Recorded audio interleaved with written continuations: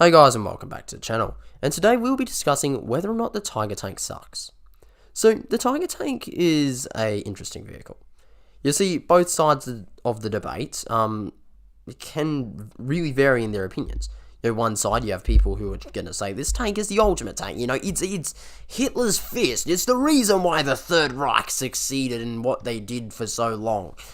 And they'll sit around telling you that it was only overcome by the quantity or quality of the T-34s, and then they'll waffle on them for a bit longer. On the other hand, we have people who, are much more grounded in their opinions, who will say the tank's garbage, never did anything, it's bad, insert a bunch of negative remarks about it, and then they'll walk off, shake their head in disgust. The truth is a bit closer to the middle, obviously. The Tiger Tank does not suck. It's a good tank. And at the time, it was reasonably successful. You see, I need to make this clear, many of the biggest disadvantages with the Tiger at the time period were because of the technological, restraints of the time. That's one of the biggest issues with it, that when we look at it and we sit back and take a look at the vehicle itself, that tends to be one of the biggest issues. However, whilst it doesn't suck, I'm going to make this so clear. It doesn't mean it's not overrated. A lot of people sit around defending the Tiger Tank as the ultimate tank. It has a 5-to-1 kill-death ratio, where it takes 5 Shermans to bring down a single Tiger. And they'll talk about how it was, the reason why Germany succeeded for so long. The issue with all of this is that it's not quite the case. So let's talk about the Tiger. The advantages of the Tiger are reasonably simple. First of all, it has pretty good armor, that could defend against a lot of enemy artillery and weapons. It had a 88mm gun that could penetrate enemies at further ranges, and it was designed for longer range engagements, which would give it an advantage in a lot of fights. This 88mm gun also was much heavier and larger than a lot of the guns that were being used on American and Soviet tanks at the time. Although the not T-72, bloody hell, that's a bit late. The T-34 did end up getting a 88mm gun, an 84mm gun, I believe, later on, but for the most part, they were out-armed by the Tiger. The Tiger also had a really good engine, which was pretty effective at the time, and the lists really go on. Overall, it was an effective vehicle. Crew comfort was reasonably good. Inside was well marked and everything, so you couldn't, unless you're an absolute idiot and you hopped into the tank for the first time ever, you probably would know what you're doing. It's not that hard to figure out what you're supposed to do, because everything's easily marked, everything's really simple, and all those finer points made the vehicle better to use, much easier to use. However, there is a problem. Well, numerous issues. When we start looking at the downsides of this tank, you quickly understand the problems and the flaws with it. The first big flaw with the Tiger is that ultimately the 88mm gun, which I just mentioned as an advantage, is generally optimized for longer ranges, which means that, war doesn't always work out how you want. You're not always going to meet the opponents on the specific battlefield that you've prepared for. And that also ties into another big problem, the weight of this vehicle. You see, the Tiger, whilst being a good vehicle, it was very overweight. You see, it weighed an extra 7 tons than what he was supposed to. It was initially designed as a 50-ton battle tank, but very quickly evolved into weighing 57 tons once they put everything into it, which very quickly creates a lot of problems, as you can probably tell. This means that in an environment where, normally it might be alright, or, you won't have to worry too much about that extra 7 or so tons, suddenly the engine's much more strained, suddenly it's got, a lot more things going on, and you got a lot more problems being faced by the vehicle itself. Suddenly, heavy, lots of mud, areas that have heavy snowfall or lots of rain will quickly become really difficult to use your Tiger tank in, and this is a big issue. Other problems quickly that you also notice will include the engine now won't be able to be used to its full potential, and it won't be able to carry much heavier weapons, or it can't really be upgraded to carry new weapon systems without a major upgrade to the engine. Another big issue with the Tiger is also several reports where it would take direct hits from other vehicles, not get penetrated by the rounds, but it would still lose electrical power. Now, this is a big issue because, as you can probably tell, losing all electrical power to your vehicle, which is reliant upon, electrical power to use things like the gun, the engines, all those sorts of unnecessary things, unless once you lose electrical power, you face with a lot of issues. Now, I will give this the benefit of the doubt because I couldn't quite find how heavy the artillery or weapon types being used against in these scenarios were. I mean, if they took a hit from a 150mm artillery round or a 300mm artillery round, which were weapons that were going around at the time too, I need to make that clear, and that just exploded on the tank but somehow didn't penetrate, I get why you'd have an electrical malfunction. However, if it was something on the more extreme end of the scale, where, a 50 cal round bounced off it, or, you got hit by a 20mm round of ammunition and suddenly they lost all electrical power, there's definitely problems there. So, why is it then that this tank is so revered? Well, the answer is a lot of propaganda, but also a lot of people who don't quite understand what they're talking about. You see, one of the biggest advantages of Nazi Germany, and this is one of the biggest reasons for its success, was its strategy. You have to understand that Germany did hold a lot of advantages in that regard. And there were also a lot of other factors.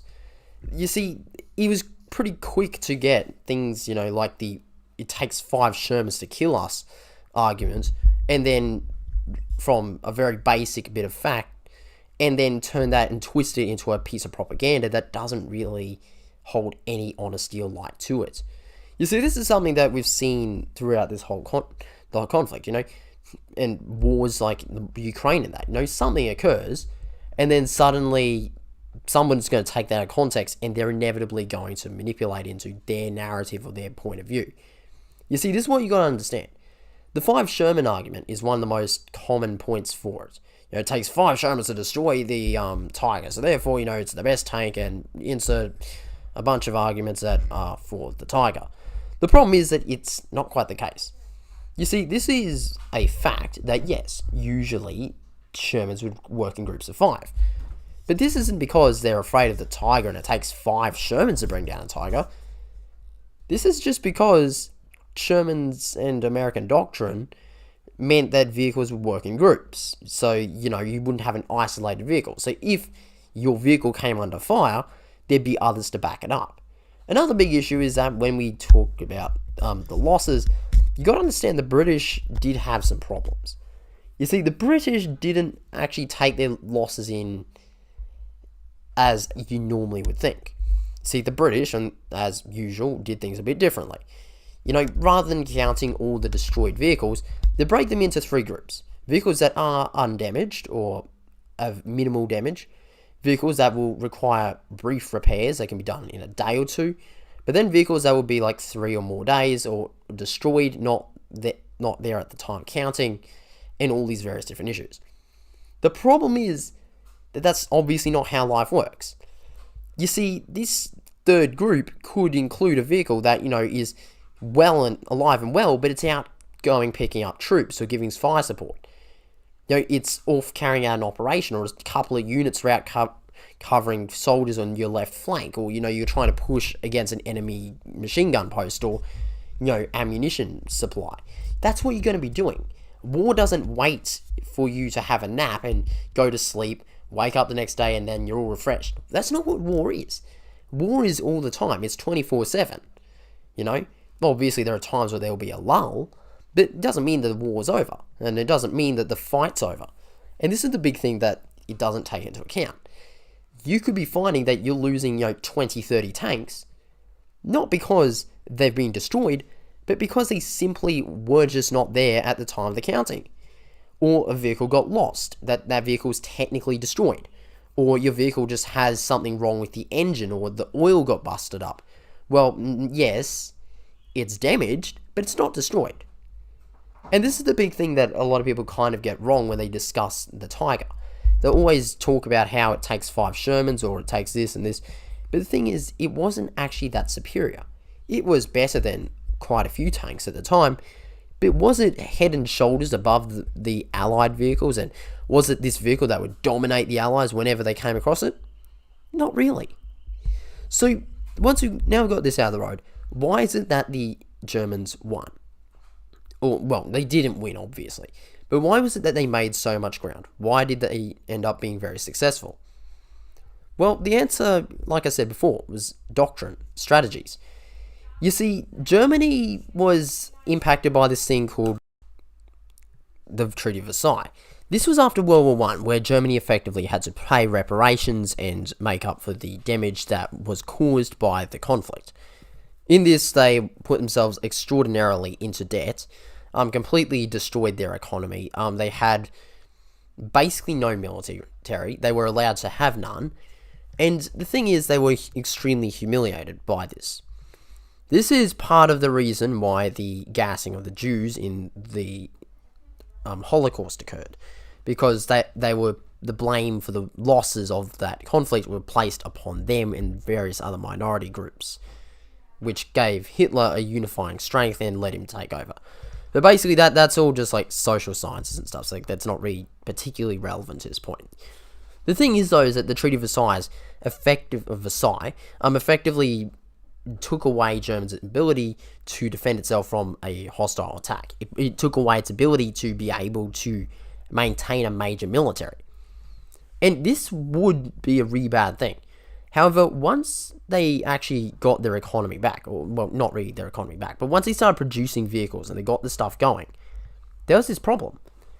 The institutional problems that faced all the other governments, all the other countries in the area, were no longer around. You see, all the countries in the area had this real ideology of, a peace at all costs, which is something we're seeing today, and look how well that's going. But, anyway, they had this ideology of peace at all costs. We won't fight a war against Germany. We won't fight them. We want to have peace. We want to seek, the peaceful solution. But the other thing was, these countries didn't have modern militaries. They had modern assets, but their doctrine, their thinking, the way they looked at a tank was completely wrong. You see, Britain, for example, in the Africa campaign, they looked at tanks as glorified horses, right? It's just a horse, but with two tracks instead of legs, weighs 60 tons instead of the half a ton that a horse actually weighs. And of course, it definitely every horse definitely has a 40mm gun mounted on them. What are you talking about? You see, the thing is, they treated horses and tanks the same, which is something no one should be doing. That's not something any logical person who actually makes these decisions or knows what they're talking about would do. But they did that anyway, because they were trying to shift from this ideology of horse-based warfare to now mechanized warfare. They're trying to transfer from an ideology which revolves around infantry on the ground, soldiers, all that sort of stuff, to now vehicles, complementing them. Large armored vehicles that are very mobile, that have lots of weapon systems, all this stuff complementing each other. And this is the big problem. Britain had to force the actual military to give up their horses. They were not willing. This problem, on the other hand, was not around for the Germans. The Germans didn't have a military left to say no. And with a totalitarian leader like Hitler, sorry, I've just been, but yeah, like a guy like Hitler, right? He would say, I want 2,000 tanks tomorrow, and they would jump and do it the immediate second he said so. And this is where Germany's big advantage lay at the very start of the war. They had, from the very offset, a very capable, very well-equipped military. Was their stuff the best of the best? No, it wasn't. But what it did? It was modern enough to get the job done, and it was very, very effective in its role. But they also understood what role the tanks and assets would carry out. On the other hand, the Allies were still trying to, do whatever the hell they were doing at the time. The Polish were still trying to use World War I aircraft and carry out cavalry charges on German tanks. The French tried to build a massive trench line, and that didn't work out very well, as anyone who's seen the Maginot Line quickly realised. And the list really is very extensive, but the thing is, those are the first like 3 things off the top of my head. But the thing is, that's the problem. The problem is that the Allies squandered the doctrinal advantage that they could have had, and the Germans took advantage of that. The Allies didn't know how to use tanks properly. They didn't know how to use combat aircraft properly as aerial support. They didn't have this stuff worked out, and Germany was good at what they did. They produced good vehicles. They produced good assets and really effective weapon systems that got the job done. And that's where Germany came in and just took the advantage of the whole scenario. And that's why they succeeded. But yeah. So, yes. Vehicles like the Tiger, like just wrapping this up, vehicles like the Tiger were effective. They got the job done and it was really useful. However, it wasn't the Tiger itself that won the war, and it did not win the war, obviously. But it wasn't the Tiger that got the wins. It was the way they used it. Vehicles like the Tiger were never head and shoulders above the Western tanks. They were never head and shoulders above the Allies. And they never were that superior that the Allies were rendered incapable of defending against them. What they did, however, was provided a very effective platform that got the job done, did it well, and fitted inside of a doctrine that was designed to include them and fully utilize their capacity. But yeah, that's it for now. Hope you'll enjoy it. If you did, please leave a like and subscribe. It's greatly appreciated and it really helps the channel. I thank you all very much for watching, and I'll catch you on the next one. Thank you very much. Bye.